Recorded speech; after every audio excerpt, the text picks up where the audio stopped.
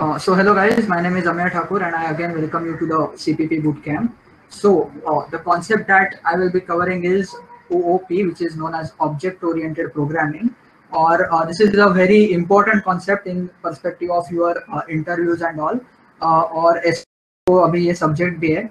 So keep concentrating, क्या पता अगले 1-2 घंटे में आपका पूरा इस सेमेस्टर का सिलेबस खत्म हो जाए. So let's start with object oriented programming. तो क्यों सीख रहे हैं हम लोग object oriented programming? So suppose these are the students from our today's session and we want to store their memory in our database. Okay, we want to store their details in our memory. So we have any predefined data type for that or anything else so that we can store all the details like name, age, gender of everyone in our memory. So we don't have any primitive data type for that, right? So what we do is we हमें एक अभी हम लोगों ने सीखा structure, so structure से कर सकते हैं, but there is one more simpler and more secure way for that. So and it's very extensively used in case of programming. So what it is, so what we will do, we will let know that from now. So what we will do in such cases, that we will create a class, we will create our own customized data type, or we will create our own template for storing this data. So we will create a class. Okay, we will name it something called a student, and that class will have name, age and gender as the data types. Okay, so हमारे पास एक blueprint है जिसका नाम student है और जिसके name, age and gender से attributes है और वेरिएबल्स भी बोल सकते हैं. अभी ये जो क्लास है स्टूडेंट, इसके ये सारे ऑब्जेक्ट्स हो गए. ठीक है, every instance of this class will be the object. So this guy having his details name, age and gender will be the object of this class student. ठीक है, so similar way she is also the object of this class. Everyone here is the object of this class.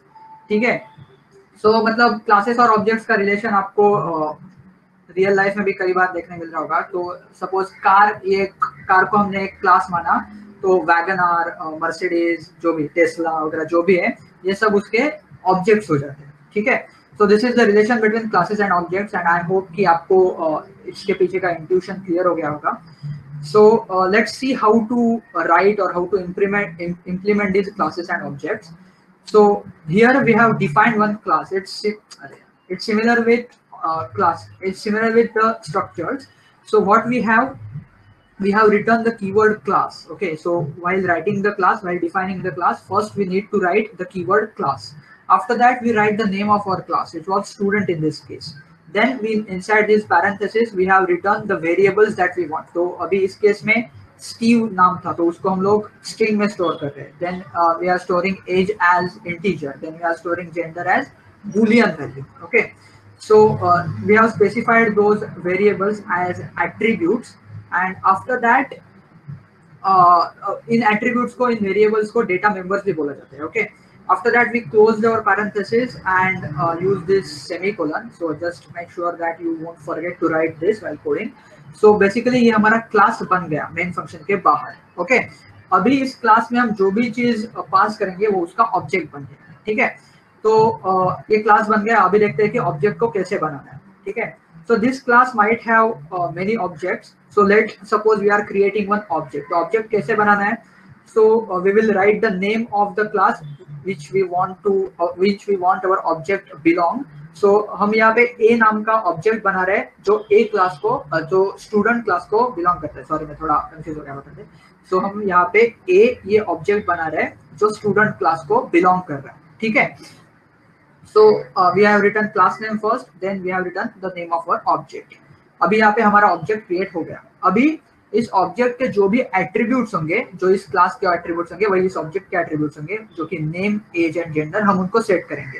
कैसे set करेंगे? We will use dot operator for that. So we will use name of our object dot whatever attribute we want to set, and we will assign whatever value we want to assign to that. Okay, in the similar way we will use for age, we will use for gender. In the मैंने यहाँ पे mail होगा तो 0 रखा है और female होगी तो 1 रखा है. ठीक है, so this is what we have done for other two objects also. यहाँ पे a एक ऑब्जेक्ट है दूसरा ऑब्जेक्ट बी है, तीसरा ऑब्जेक्ट सी है, ठीक है। तो आई होप कि आप लोगों को ये ऑब्जेक्ट्स और क्लासेस का जो कॉन्सेप्ट है वो समझ में आ गया होगा। बस इतना ही है कि उनको कैसे उनके एट्रीब्यूट्स को कैसे एक्सेस करना है वो सारा सिंटैक्स एक बार आपको फैमिलियर होना चाहिए। सो आई होप कि आप लोगों को क्लियर है कि कैसे इन सब को एक्सेस करते हैं। Just we use dot operator in between, we write the name of our object and then whatever attribute we want to access, we access it. Okay, so this was about the objects and classes. Let's see one example for that. Okay, मेरा code दिख रहा है ना? Hello? Yeah, I hope it's visible. तो देखो अभी इस case में मेन फंक्शन के बाहर हम लोगों ने हमारा स्टूडेंट क्लास डिफाइन किया है। So what we have written first, we have written class, then the name of our class which is student. After that we have defined these variables. ये public को अभी के लिए इग्नोर कर, ठीक है, अभी मत देखो इसको। After that we have written the keywords, we have written the attributes of our class, name, age and gender. Okay, so this was all about our class. जो भी कमेंट आउट किया है उसको मत देखो, ठीक है, थोड़ा मेस्ड अप हो गया, चलो ठीक है। आफ्टर दैट फ्रॉम यहाँ तक हम लोगों ने हमारे क्लास को डिफाइन कर दिया। अभी हमारा काम है ऑब्जेक्ट को बनाना जो इस क्लास को बिलोंग करेंगे, ठीक है। अभी हम लोग ऑब्जेक्ट कैसे बनाएंगे? Suppose we are creating object called A, then we will write the name of the class first, then whatever object we want to create that name, then we will set the attributes using dot operator, A dot name. So name, age and gender, ये तीन attributes है, तो उनको हम लोग access करेंगे dot से। After that we are checking whether these values are getting set properly or not. So for that we have printed them, ठीक है। क्या किया है? Just see out function use किया है और उसमें हमने एक एक वेरिएबल को एक्सेस किया जिसकी वैल्यू हम लोगों ने सेट की थी। So we have written A dot name, तो नेम प्रिंट हो जाएगा, ए का नेम प्रिंट हो जाएगा, then A dot age, A का एज प्रिंट हो जाएगा, ए डॉट जेंडर, ए का जेंडर प्रिंट हो जाएगा। Now let's see whether this is working fine और नॉट। ये एरर देगा, मुझे पता है ऑलरेडी। हमें just increase the font. Okay okay, sorry. Is this visible now? Hello? Okay. So, yeah, it has given error, right? What error it has given? दिख रहा है ना आपको error कि name is a private within this context. तो अभी हमारा जो क्लास है, हमें ये तो रूल पता होगा, मैंने फंक्शंस में भी आपको बताया था कि जो भी वेरिएबल्स थे वो उस फंक्शन तक ही लिमिटेड थे, ठीक है। वैसे ही क्लास में होता है, क्लास के जो वेरिएबल्स होते हैं उनको क्लास के बाहर से एक्सेस नहीं किया जा सकता until and unless they are private, ठीक है। सो बाय डिफॉल्ट कंपाइलर ने हमारे वेरिएबल्स को नेम, एज और जेंडर को प्राइवेट करके डिक्लेयर किया है। मतलब उनका जो स्कोप है वो स्टूडेंट क्लास तक ही सीमित है, उसके बाहर उसको कोई एक्सेस नहीं कर सकता, ठीक है। तो उनको हमारे मेन क्लास से एक्सेस होने के लिए हमें उनको पब्लिक डिफाइन करना होगा, ठीक है। So once we declare them as public, so public is basically called as access specifier. So private, public, protected are the access specifiers that we use. So अभी public के नीचे जितना भी कोड है वो सब public करके डिक्लेयर हुआ है, तो उनको कहीं से भी एक्सेस किया जा सकता है। Now let's see our code is getting executed properly or not. Yeah, so it has printed everything properly. Name, the name Steve, age 25 and gender 0. Okay. So I hope कि आप लोगों को क्या हो रहा है वो समझ में आ गया होगा अभी। तो ये थे, ये हमने क्या किया यहाँ पे कि एट्रीब्यूट्स को एक्सेस किया बस। So we have one more thing, so we can also define our function inside this class, ठीक है। क्लास को अपना फंक्शन भी क्लास को होता है, ठीक है, हम रख सकते हैं।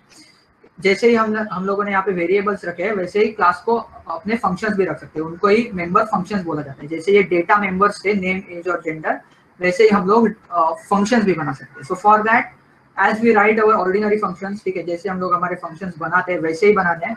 तो देखो यहाँ पे जो हम लोगों ने प्रिंट लिखा था ना, इसको हटा देते हैं और हमारे क्लास में ही हमारे क्लास में ही उस फंक्शन को लिख देते हैं, ठीक है। So we have written this function in our class. So this one, okay.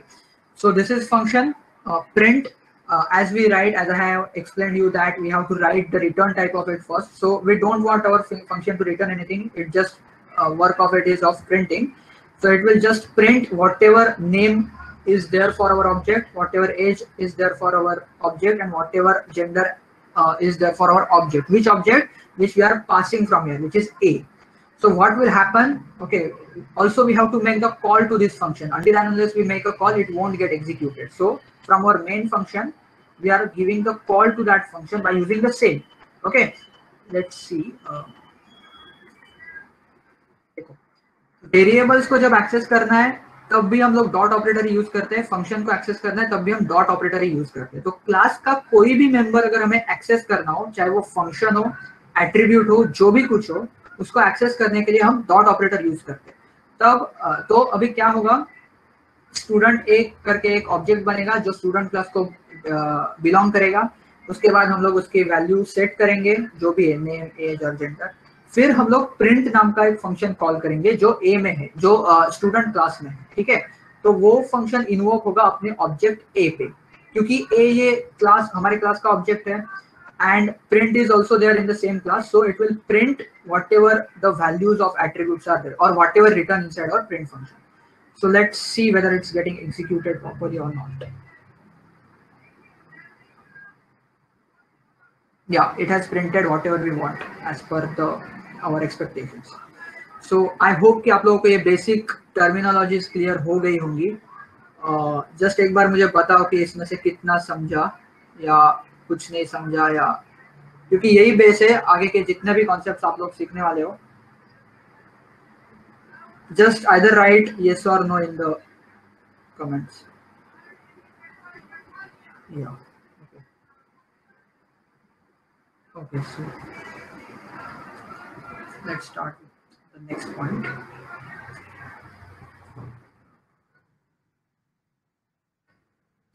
लेकिन अभी एक चीज आप लोगों को नोटिस करनी होगी यहाँ पे कि मैंने जब oops स्टार्ट किया था तब आपको बोला था कि ये सिक्योर वे है. ठीक है, हम लोगों ने हमारे जो एट्रीब्यूट्स है हमारे क्लास के अंदर, उनको एज अ पब्लिक डिफाइन किया है. तो जब भी हम किसी को पब्लिक डिफाइन करते हैं तो उसका एक्सेस पूरे पैकेज में कहीं पे भी मिल सकता है. तो इस नेम को मैं कहीं पे भी एक्सेस कर सकता हूँ, and which is not a very secure thing, right. We want our data to be secured inside our class. ठीक है, इसीलिए तो हम क्लास को प्रेफर कर रहे हैं. ठीक है, so there is a way to access these name, age and तो मतलब आपको समझ में आ गया होगा कि नेम यूज करना एक अच्छी प्रैक्टिस नहीं है. ठीक है, तो सॉरी, पब्लिक ये कीवर्ड यूज करना एक अच्छी प्रैक्टिस नहीं है. So we have some other ways to access those name, age and gender attributes from outside without using this public keyword. So what that ways are and what that concepts are, we will see them now. ठीक है, so let's go ahead. Yeah, so ये सब मैंने बताया. So the next concept that we will be learning is constructor.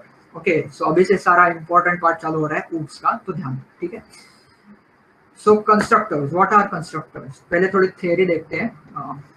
A constructor is a member function of a class which initializes objects of a class. ठीक है, तो हमारे object हमने कहाँ पे डिक्लेयर किया था, देखो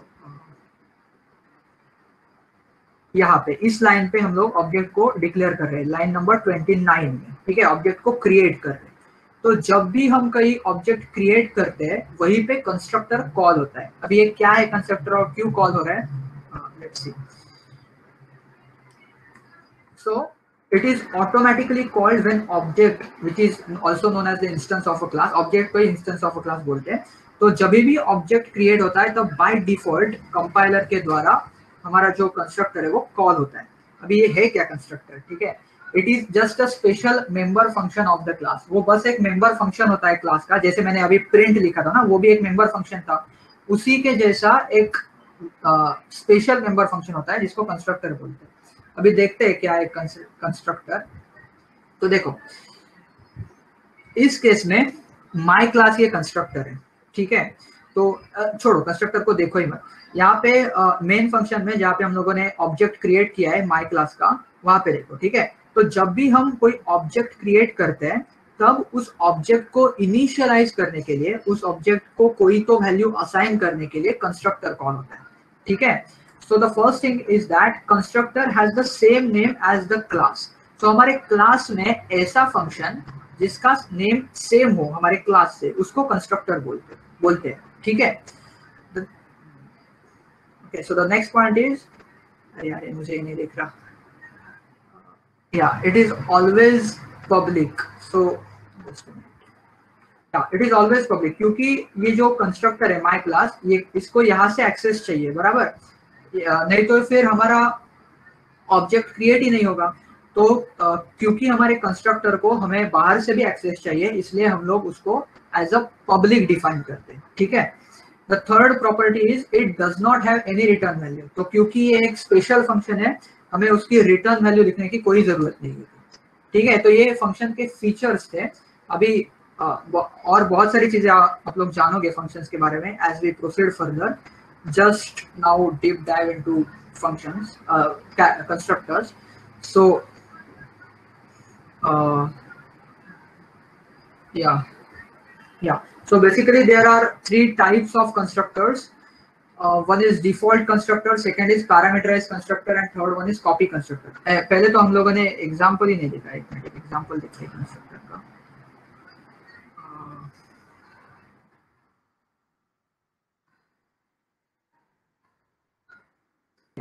अभी देखो इस फंक्शन में, सॉरी नॉट इस फंक्शन में, इस कोड में हम लोगों ने ऑब्जेक्ट को क्रिएट किया और हम लोगों ने कहीं पर भी कंस्ट्रक्टर का कुछ नहीं किया था, फिर भी हमारा ऑब्जेक्ट अच्छे से क्रिएट हुआ. जो भी वैल्यूज प्रिंट करानी थी वो हम लोगों ने प्रिंट कराई. ठीक है. वो हमने प्रिंट कराई और ये सब बिना कंस्ट्रक्टर के हुआ. तो ये कैसे हुआ बिना कंस्ट्रक्टर के? हम तो बोल रहे हैं कि ऑब्जेक्ट को इनिशियलाइज करने के लिए कंस्ट्रक्टर जरूरी होता है. So it is right that object को इनिशियलाइज करने के लिए कंस्ट्रक्टर जरूरी होता है. और जब भी हम किसी भी ऑब्जेक्ट को इनिशियलाइज करते हैं तब सिस्टम के द्वारा हमारे कंपाइलर के तरफ से एक डिफॉल्ट कंस्ट्रक्टर अपने आप कॉल हो जाता है, जो हमारे ऑब्जेक्ट को बनाता है, हमारे ऑब्जेक्ट को क्रिएट करता है, इनिशियलाइज करता है. सो हमारे केस में, हमारे पिछले वाले केस में जो ये कोड हम लोगों ने रन किया था, तब भी कंस्ट्रक्टर था, लेकिन हमें वो दिखा नहीं, वो इन्वोक हुआ था. अभी वो था या नहीं था ये मुझे कैसे पता चला? तो let's create our own constructor and let's see whether it is getting invoked और नॉट. तो मैंने कंस्ट्रक्टर बनाया है. अभी मुझे कैसे पता चला कि यही कंस्ट्रक्टर है? तो देखो इसका नाम सेम है क्लास के नाम से. ठीक है. तो we write student and then this parenthesis as like functions, लेकिन फंक्शंस की तरह रिटर्न टाइप लिखने की जरूरत नहीं है. Then we write whatever we want in that constructor. तो हम लोग इसीलिए बस चेक करने के लिए देख रहे हैं कि कंस्ट्रक्टर इन्वोक सच में हो रहा है या नहीं हो रहा है. ठीक है. नाउ लेट्स सी अभी क्या होना चाहिए, मैं बताता हूँ आपको. First run it and let's see.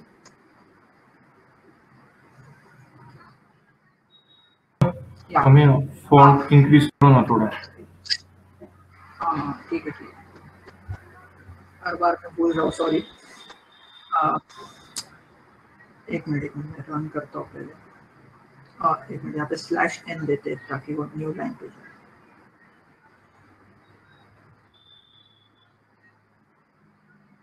Yeah. So now see what it has printed. It has first printed constructor is called while initializing our object, and then it has printed whatever we wanted to print. देखो अभी क्या हो रहा है, मैं पहले से एकदम स्क्रैच से बताता हूँ. हमारा अब मैं फॉन्ट इंक्रीज करना जूम किया तो नहीं चलेगा क्या? एक मिनट, फॉन्ट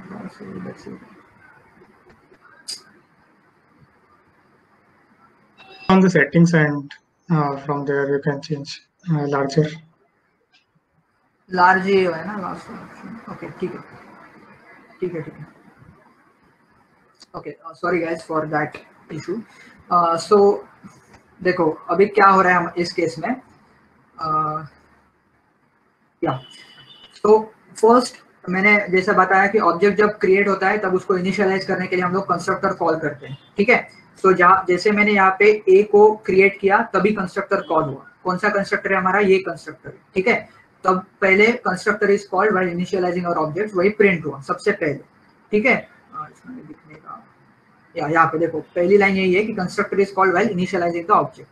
तो जब भी ऑब्जेक्ट को इनिशियलाइज किया कंस्ट्रक्टर कॉल हुआ. After that we set the names of our attributes, जो भी एट्रीब्यूट्स के नाम थे वो सेट हुआ है. और at the end we have called this function called print, जो कि हमारे क्लास में फंक्शन डिफाइंड है आफ्टर द कंस्ट्रक्टर. तो उसी को हम लोगों ने प्रिंट कर दिया. तो ऐसे काम होता है कंस्ट्रक्टर्स का. मुझे जस्ट बताओ कि ये समझा क्या कि क्यों हम लोग कंस्ट्रक्टर कर रहे हैं.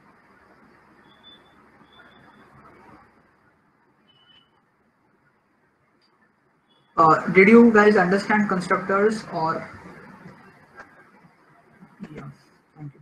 Just give me such feedbacks in between whenever I want, so that I get to understand.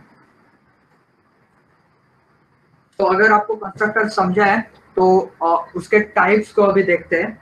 So there are 3 main types of constructors. तो अभी इसको एक रियल लाइफ सिनेरियो के साथ हम रिलेट करके देखेंगे. तो बस इस सिनेरियो को देखो, ठीक है. बाकी जो भी चीजें सबको इग्नोर करो. तो सपोज आपके घर में एक व्हाइट बोर्ड है और उसके ऊपर आप मार्कर से लिखते हो, ठीक है. एक दिन आपको रियलाइज हो जाता है कि आपका जो मार्कर है वो खत्म होने आया है, ठीक है. तो आप दुकानदार के पास जाते हो, शॉपकीपर के पास जाते हो और उसको बोलते हो कि मुझे नया मार्कर चाहिए, ठीक है. आप उसको कुछ नहीं बताते, क्या कंपनी है, कुछ कौन से कलर का चाहिए, कौन से प्राइस का चाहिए, और वो भी आपको जो भी रैंडमली मार्कर उसके हाथ में पहले लगता है वो उठा के दे देता है, ठीक है. तो उसने क्या किया, उसने आपको जो भी डिफॉल्ट उसके हाथ में आया वो थमा दिया आपके हाथ में और आपने वो ले भी लिया. तो this is the case of default constructor, that you are not specifying any of the configuration of what you want. Okay, अभी इसका हमारे कोड के साथ रिलेशन क्या है वो देखेंगे जब हम लोग डिफॉल्ट कंस्ट्रक्टर का कोड कर रहे होंगे. There is one more scenario. Okay, so suppose आप दुकानदार के पास गए और उसको बोला कि मुझे रेड कलर का एबीसी कंपनी का 20 रुपीज वाला पेन चाहिए. तो वो क्या करेगा, वो आपके सारे कॉन्फ़िगरेशन पहले सुन लेगा, उनको एक्सेप्ट करेगा, फिर जो भी पेन, जो भी मार्कर आपके कॉन्फ़िगरेशन को मैच करता है वो मार्कर निकाल के आपको देगा. तो ये केस था पैरामीटराइज कंस्ट्रक्टर का. ओके, हाँ. सो अभी फिर भी इस केस में भी जो भी इसका कोड के साथ रिलेशन है वो हम लोग बाद में देखेंगे. There is one more scenario that आपने उसको कुछ नहीं बताया, बस आपको अपने उसको आपका पुराने वाला जो भी मार्कर था वो दिखा दिया और बोला कि मुझे इसके जैसा मार्कर चाहिए. तो ये कॉपी कंस्ट्रक्टर का केस था. तो ये कोड में कैसे होता है वो हम लोग अभी देखेंगे. So let's code for it. ठीक है, बस एग्जांपल्स को ध्यान में रखो.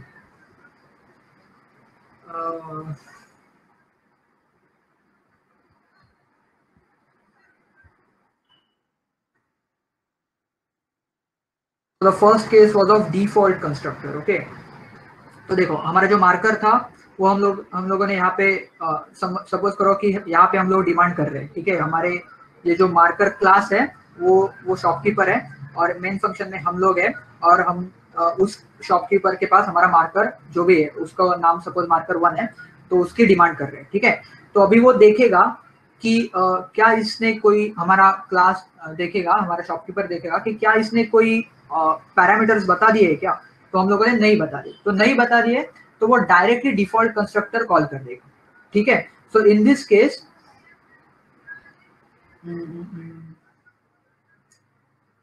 Case default marker is given to you, ठीक है. कौन सा कंस्ट्रक्टर इन्वोक होगा, ये वाला कंस्ट्रक्टर इन्वोक होगा, क्योंकि हम लोगों ने कुछ बताया नहीं है ना कि कौन से कलर का चाहिए, कौन से कंपनी का चाहिए, कौन से प्राइस का चाहिए, कुछ नहीं बताया, ठीक है. तो उसने भी हमें डिफॉल्ट वाला जो भी उसके हाथ में आया वो दे दिया.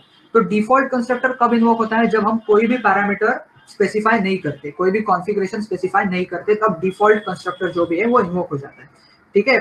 सो मुझे लगता है कि आपको ये कोड समझ में आ गया है. तो इसमें मैंने इंट्रोड्यूस किया नहीं आपको कि ये मार्कर क्लास है, इसके 2-3 ये एट्रीब्यूट्स है.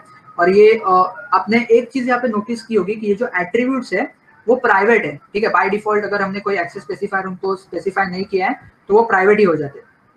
और हमारा जो मार्कर है वो कंस्ट्रक्टर है और वो ये है क्या है, पब्लिक है, ठीक है. So this is the good practice, right. जो भी कंस्ट्रक्टर है उसको पब्लिक करके डिफाइन करना होता है और हमारे एट्रीब्यूट्स को प्राइवेट रखना होता है. अभी ये क्यों होता है वो आप लोग आगे देखोगे. तो ये डिफॉल्ट कंस्ट्रक्टर का केस था और मुझे लगता है कि आप लोगों को समझ में आ गया होगा कि क्यों डिफॉल्ट कंस्ट्रक्टर कॉल हो रहा है, क्योंकि हम लोगों ने कोई पैरामीटर्स बोले नहीं है, ठीक है. So this was about default constructor. The second case was of parameterized constructor. अभी देखते हैं उसका कोड कैसे होगा.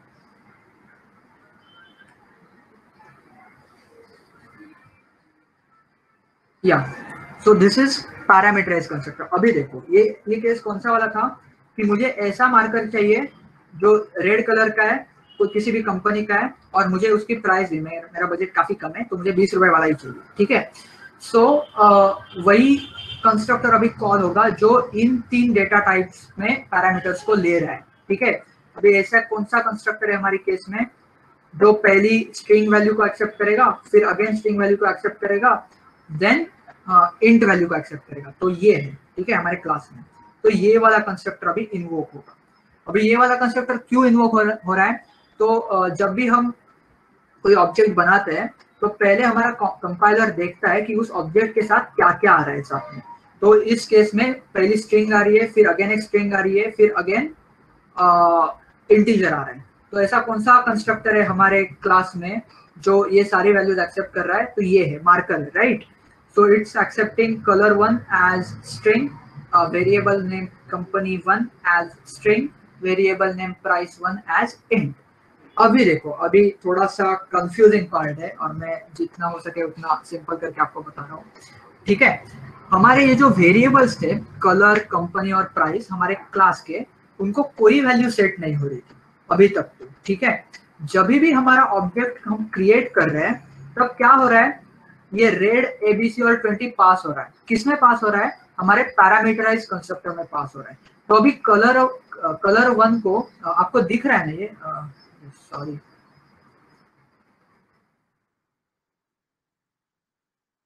आई होप कि आप लोगों को दिख रहा होगा। ओके, सो color1 में ये पहली वैल्यू चली जाती है रेड, एबीसी में दूसरी वैल्यू चली, सॉरी, कंपनी1 में ये दूसरी वैल्यू चली जाती है एबीसी, एंड प्राइस1 में ये तीसरी इंटीजर वैल्यू चली जाती है 20। अभी हमारे जो क्लास के वेरिएबल्स है वो इनिशियलाइज हो जाते हैं इन वैल्यूज से, ठीक है। जो अभी color1 में वैल्यू जो होगी, जो हमने हमारे ऑब्जेक्ट से पास करी होगी, वो क्लास के वेरिएबल में सेट हो रही है। कलर कौन सा वेरिएबल है? क्लास का वेरिएबल है, राइट, क्लास का एट्रीब्यूट है। तो एट्रीब्यूट में जो भी वैल्यू हम लोग पास कर रहे हैं वो स्टोर हो रही है, ठीक है। Similar thing is happening with company and price, ठीक है। सो एट्रीब्यूट में वो वैल्यू स्टोर हो जाती है जो हम हमारे कंस्ट्रक्टर में पास करते हैं। और यही सिग्निफिकेंस होता है कंस्ट्रक्टर का, कि हमारे प्राइवेट वेरिएबल्स को इनिशियलाइज करना जो भी वेरिएबल्स हम पास कर रहे हैं। तो अभी आप लोगों को मैं जब बोला था कि ऑब्जेक्ट को इनिशियलाइज करने के लिए कंस्ट्रक्टर का यूज करते हैं, तो उसका सिग्निफिकेंस क्लियर हो गया, ठीक है। So this is what happening कि कलर को हमारा जो मार्कर 2 है उसके कलर को रेड वैल्यू सेट हो गई, मार्कर 2 के कंपनी को एबीसी ये वैल्यू सेट हो गई, मार्कर 2 के इंटीजर को सॉरी मार्कर 2 के प्राइस को 20 ये वैल्यू स्टोर हो गई, ठीक है। अभी after that what we are doing is we are calling a function print on marker 2। Now what will this do? This will print this thing, okay. अभी इस फंक्शन में हम लोग क्या कर रहे हैं? जो भी हमारे क्लास के एट्रीब्यूट्स है जो जिन्हें हमें यहाँ पे सेट किया है कलर, कंपनी और प्राइस को, वो प्रिंट हो जाएंगे, ठीक है। Now let's run and see whether they are working properly और नॉट। आई होप कि वो वर्क करे। या they have printed how we wanted to. तो हम लोगों ने रेड, एबीसी और 20 को पास किया था, उसने क्लास के वेरिएबल्स को उन्हें सेट कर दिया और उनको जब भी हमने फंक्शन को कॉल किया तो उनको उन्हीं वेरिएबल्स को प्रिंट करा दिया। तो आई होप कि आप लोगों को ये समझ में आ गया होगा। बस एक बार बताओ यार। Hello, did you get this concept of parameterised constructor और नॉट? या किसी को तो समझा? ओके, अगर नहीं समझा है तो बताओ एक बार, क्योंकि काफी इंपॉर्टेंट है। as you proceed further you will face problem if you don't get this. Yeah, could you please repeat significance part? मतलब क्यों कर रहे हैं वो समझ में नहीं आया, ठीक है। और कुछ नहीं। तो भी देखो, हम लोगों ने क्या किया, हमारे कंस्ट्रक्टर में हमारे जो क्लास के वेरिएबल्स थे, क्लास के जो एट्रीब्यूट्स थे, उनको हम इनिशियलाइज कर रहे हैं, ठीक है। उनको हम कुछ तो वैल्यू असाइन कर रहे हैं। कैसे असाइन कर रहे हैं? जो भी वैल्यूज हमारे ऑब्जेक्ट से हम लोग क्लास में पास कर रहे हैं, यहाँ पे रेड, एबीसी और 20, वही वैल्यूज जाके हमारा कंस्ट्रक्टर एक्सेप्ट कर रहा है, ठीक है। तो उन वैल्यूज को हम हमारे क्लास के वेरिएबल्स को असाइन कर रहे हैं।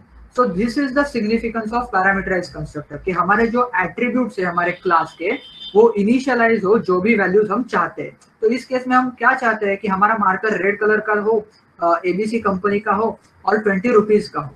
तो ये सारी चीजें यहाँ पे पास हो जाएंगी और हमारे जो शॉपकीपर होगा उसको वो कॉन्फ़िगर करेगा कि कलर जो है वो ये चाहिए, रेड चाहिए, कंपनी जो है वो ABC चाहिए और प्राइस जो है वो 20 चाहिए। सो आई होप कि अभी आपको क्लियर हो गया होगा। So now I am starting with the third type which is copy constructor. Okay, so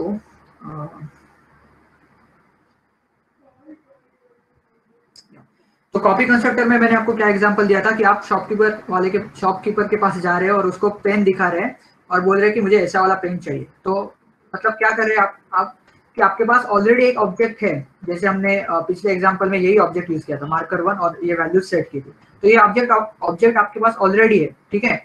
अभी आपको एक नया ऑब्जेक्ट चाहिए कॉल्ड एज मार्कर 2 जो ऑब्जेक्ट 1 जैसा हो, मतलब मार्कर 1 जैसा हो, ठीक है। सो in this case now tell me which kind of constructor will be called, ठीक है। अभी पैरामीटराइज कंस्ट्रक्टर तो नहीं कॉल हो सकता, क्योंकि पैरामीटराइज कंस्ट्रक्टर तब कॉल होता है जब एप्रोप्रिएट पैरामीटर्स पास किए होते हैं। तो अगर पहली बार यहाँ पे देखो, हमारे पैरामीटराइज कंस्ट्रक्टर को कॉल होने के लिए स्ट्रिंग एंड इंट, ये 3 डेटा टाइप्स के इनपुट्स चाहिए, यहाँ पे पास करते हो। वो तो हम मार्कर 2 में कर नहीं रहे। मार्कर 2 में हम क्या कर रहे हैं, बस उसको मार्कर 1 की वैल्यू असाइन कर रहे हैं। So in such cases the copy constructor is called, ठीक है। अभी let's don't look at this code, okay. तो ऐसे केस में कॉपी कंस्ट्रक्टर कॉल होता है बाय डिफॉल्ट, हमारे सिस्टम भी कॉल करती है। And let's see whether copy constructor is getting called और नॉट। अगर इसने सही से प्रिंट किया तो कर रहा है, नहीं किया तो नहीं हो रहा है, ठीक है। So yes, it has printed properly, मतलब हमारा जो ऑब्जेक्ट है मार्कर 2 वो सही से क्रिएट हो रहा है। तो क्यों वो हो रहा है, कौन सा कंस्ट्रक्टर इस केस में कॉल हो रहा है, तो वही होता है कॉपी कंस्ट्रक्टर। तो ये है वो, ठीक है, लाइन नंबर 16 से लाइन नंबर 20 में जो है। तो अभी उसका सिंटैक्स कैसे होता है। So again its name will be as same as the name of our class as marker. what it will take as input, it will take the marker which we want to copy, okay। यहाँ पे marker 1 की value assign कर रहे हैं ना marker 2 को। तो जो भी मार्कर हमें कॉपी करना है उसकी उस मार्कर का एड्रेस हम पास करते हैं। उसका डेटा टाइप क्या होगा, ऑब्वियसली द क्लास, ओके। जिस क्लास का वो ऑब्जेक्ट है वही उसका डेटा टाइप होगा। So we are passing the address of the object which we want to copy in our own object, ठीक है। तो ये जो लेफ्ट साइड वाले वेरिएबल्स है, कंपनी, कलर और प्राइस, ये मार्कर 2 के वेरिएबल्स है और उनको हम कौन सी वैल्यू सेट कर रहे हैं, मार्कर 1 के कंपनी की, मार्कर 1 के कलर की, मार्कर 1 के प्राइस की रिस्पेक्टिवली, ठीक है। So this is what happens when we assign one object's value to another object, okay. Copy constructor call होता है और उसके अंदर ये प्रोसेस होती है। अगर हमने ये नहीं भी लिखा तो भी वो होगा, बस आप लोगों को दिखाने के लिए मैंने यहाँ पे लिखा है कि वो क्या हो रहा है, ठीक है। तो आई होप कि आप लोगों को ये भी क्लियर हो गया होगा।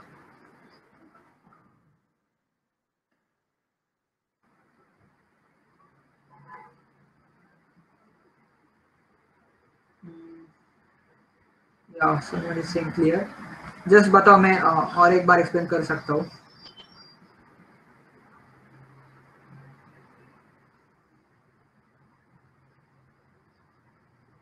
या पीपल आर सेइंग क्लियर। बाकी लोग भी थोड़ा बताओ क्योंकि टाइम है मेरे पास अभी। या someone is saying repeat it, can you explain the syntax? Okay, I can explain। Screen दिख रही है ना मेरी प्रॉपरली? सो देखो, ओके, तो आप लोगों को ये तो समझ में आ गया होगा कि जब भी कोई ऑब्जेक्ट को हम कॉपी करते हैं हमारे नए वाले ऑब्जेक्ट में, तब कॉपी कंस्ट्रक्टर इन्वोक होता है। तो अभी उसका सिंटैक्स क्या है, ठीक है। We have to write the name of the class as the same as that of the name of our constructor. इतना तो क्लियर हो ही होगा।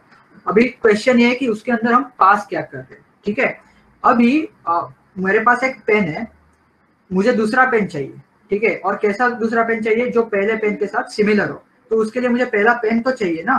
तो हमारे कंस्ट्रक्टर को अगर कोई दूसरा पेन देना है हमारे शॉपकीपर को, तो उसको पेन हमारा पुराना वाला देखना तो पड़ेगा, तभी वो सिमिलर पेन लाके दे सकता है।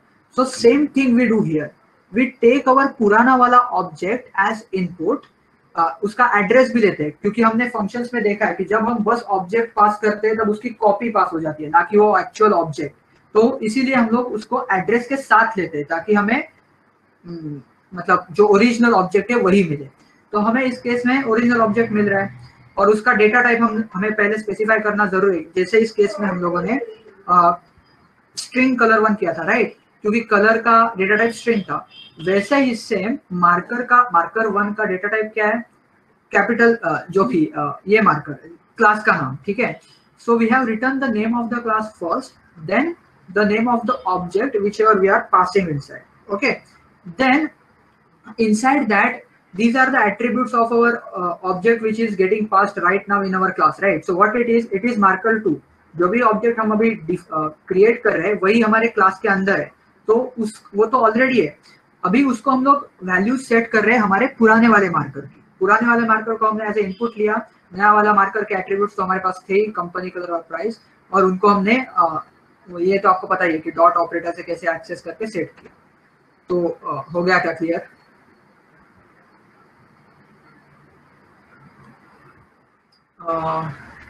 आई होप कि अगर कोई ना बोल रहा है तो क्लियर हो गया होगा सबको, ठीक है। So the last concept which is remaining is destructors, ठीक है।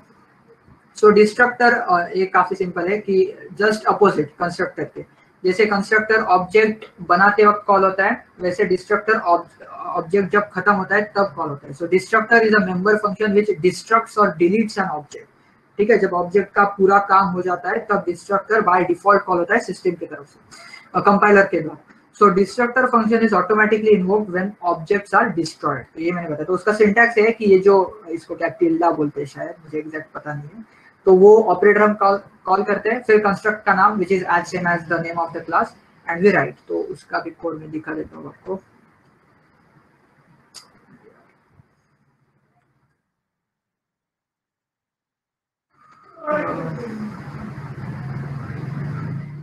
या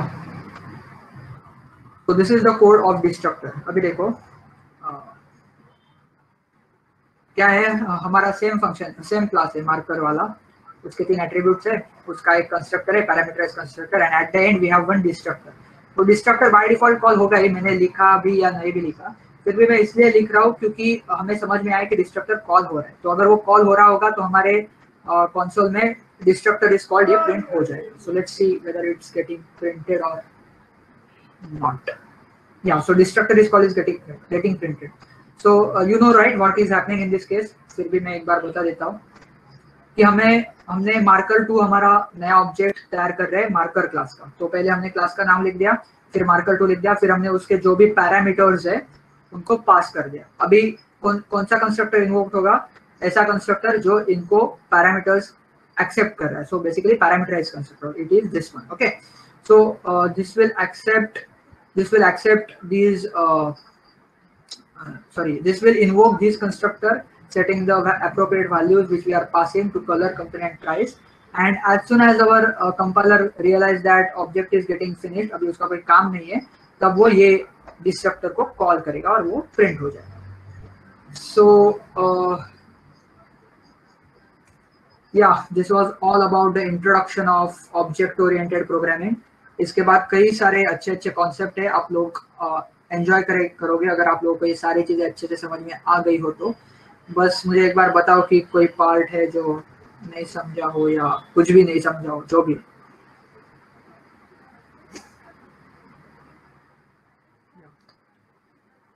अगर कोई डाउट्स है तो बताओ, नहीं तो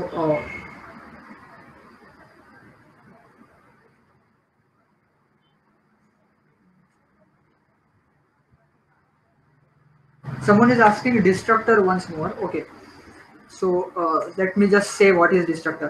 तो देखो अभी कंस्ट्रक्टर का तो आपको पता ही है ना कि जैसे ऑब्जेक्ट कॉल होता है कंस्ट्रक्टर कॉल होता है। तो जब ऑब्जेक्ट खत्म हो जाएगा, ऑब्जेक्ट का काम खत्म हो जाएगा, तब डिस्ट्रक्टर अपने आप कॉल हो जाएगा मेमोरी फ्री करने के लिए, ठीक है। तो क्योंकि जब भी हम किसी भी ऑब्जेक्ट को कॉल करते हैं,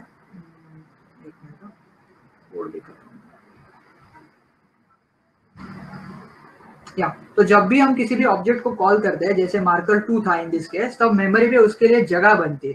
एंड अगर जब उस ऑब्जेक्ट का काम खत्म होता है और उस जगह को हमने स्पेस को हमने क्लियर नहीं किया, तो it's wastage of memory, right. we want something to clear that memory. So for that purpose our compiler invokes the destructor. So वही ये destructor है जो मैंने यहाँ पे लिखा है. So वो कॉल हो जाता है जब भी हमारा ऑब्जेक्ट खत्म हो जाता है. So what its syntax is, we write this sign, जो भी है इसका नाम, फिर हम जो भी कंस्ट्रक्टर का नाम है which is same as the name of our class, and then we write the body. So इतना ही था डिस्ट्रक्टर के बारे में, और कुछ नहीं है. So I hope कि आपको ये क्लियर हो गया होगा. So अगर कोई डाउट्स नहीं है तो someone is asking, do CPP support multiple inheritance? ठीक है, अभी हम लोग सीखेंगे कि क्या होता है inheritance and all.